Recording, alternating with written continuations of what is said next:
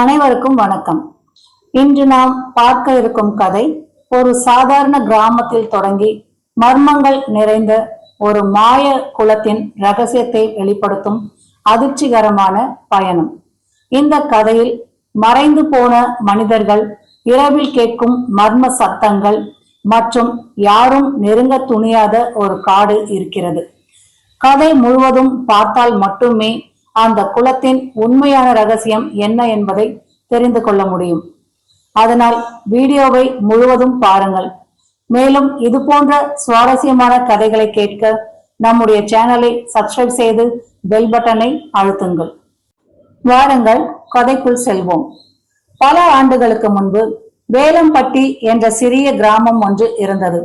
அந்த கிராமம் முழுவதும் பசுமையான வயல்கள், பழமையான ஆலமரங்கள் மற்றும் அடர்ந்த காடுகளால் சூழப்பட்டிருந்தது. ஆனால் அந்த கிராம மக்களுக்கு ஒரு பெரிய பயம் இருந்தது. கிராமத்தின் எல்லையில் கருங்குளம் என்ற ஒரு பழைய குளம் இருந்தது. பகலில் அது சாதாரண குளமாகத்தான் இருக்கும். ஆனால் இரவு வந்துவிட்டால் அங்கிருந்து விசித்திரமான நீல ஒளி தெரியும். சில நேரங்களில் யாரோ அழுவது போல சத்தம் கேட்கும். பலர் அந்த குளத்திற்கு சென்று திரும்பி வரவே இல்லை. அதனால் அந்த இடத்திற்கு யாரும் செல்ல மாட்டார்கள். ஒரு நாள் அந்த கிராமத்திற்கு ஆதவன் என்ற இளைஞன் வந்தான். அவன் ஒரு பயமற்ற பயணி. மர்மமான இடங்களை பற்றி அறிந்து கொள்ளும் ஆர்வம் அவனுக்கு அதிகம். கிராம மக்கள் அவனை பார்த்ததும், தம்பி, அந்த கருங்குளத்திற்கு மட்டும் போகாதே என்று எச்சரித்தார்கள். ஆனால் ஆதவன் சிரித்துக்கொண்டே, ஒரு குளம் என்ன செய்யும் என்று கேட்டான். அந்த நேரம் ஒரு முதியவர் நடுங்கும் குரலில் சொன்னார், அது சாதாரண குளம் இல்லை, அதுக்குள் உயிரோடு இருக்கும் மர்மம் இருக்கு என்றார்.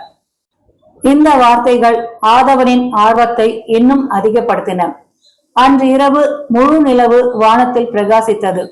ஆதவன் ஒரு விளக்கை எடுத்துக்கொண்டு கருங்குளம் இருக்கும் காட்டுக்குள் சென்றான். காடு மிகவும் அமைதியாக இருந்தது. அவன் நடக்கும் சத்தம் கூட பயமுறுத்தியது. திடீரென்று ஒரு பெண்ணின் சிரிப்பு சத்தம் கேட்டது. ஆதவன் நின்று விட்டான். சுற்றிலும் யாரும் இல்லை. மீண்டும் அதே சிரிப்பு. இப்பொழுது அது இன்னும் அருகில் கேட்டது. ஆதவன் மெதுவாக திரும்பி பார்த்தான். ஆனால் அங்கே யாரும் இல்லை.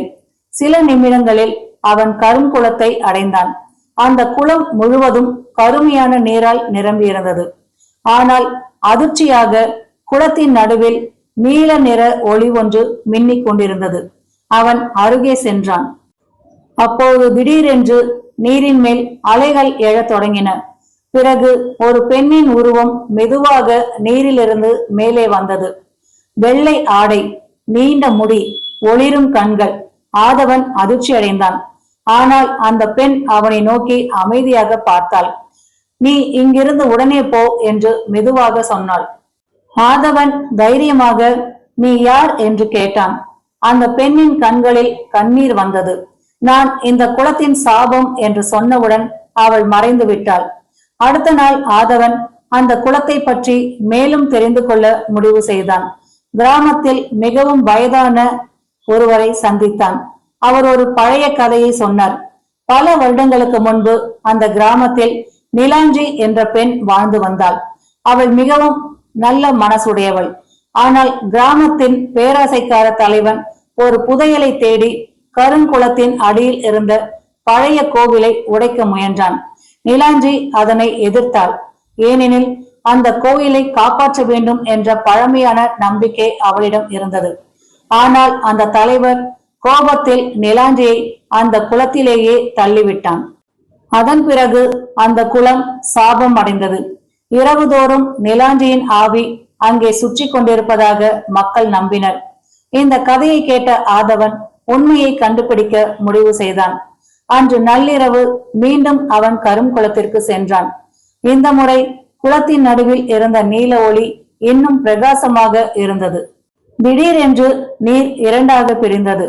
அதன் கீழே ஒரு பழமையான கல் படிக்கட்டு தெரிந்தது. ஆதவன் மெதுவாக கீழே இறங்கினான். அங்கே ஒரு பழைய கோயில் இருந்தது. சுவர்களில் விசித்திரமான எழுத்துக்கள். நடுவில் ஒரு பெரிய பெட்டி. ஆதவன் அந்த பெட்டியை திறந்தான். அதற்குள் தங்கம் இல்லை, புதையலும் இல்லை. ஆனால் ஒரு பழைய ஓலைச்சுவடி இருந்தது. அதில் எழுதப்பட்டிருந்தது, பேராசை மனிதனை அழிக்கும், இந்த இடத்தை பாதுகாக்கும் உயிர் ஒரு நாள் விடுதலை பெறும் என்று. அந்த நேரம் கோவில் முழுவதும் அதிரத் தொடங்கியது. திடீரென்று நிலாஞ்சியின் உருவம் மீண்டும் தோன்றியது. ஆனால் இந்த முறை அவளின் முகத்தில் சோகம் இல்லை. அவள் மெதுவாக சிரித்தாள். உண்மையை கண்டுபிடித்ததற்கு நன்றி என்று கூறினாள். அடுத்த நொடியில் குளத்தின் நீல ஒளி மெதுவாக மறைய தொடங்கியது.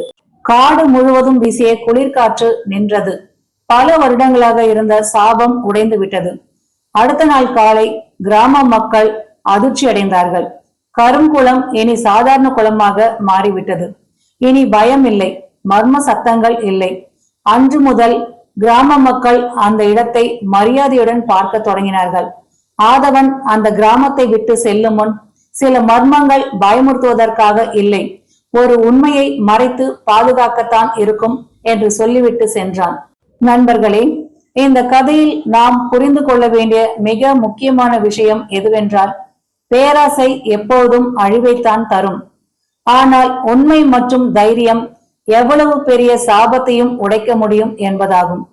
இந்த கதை உங்களுக்கு பிடித்திருந்தால் லைக் செய்யுங்கள், உங்கள் நண்பர்களுடனும் ஷேர் செய்யுங்கள்.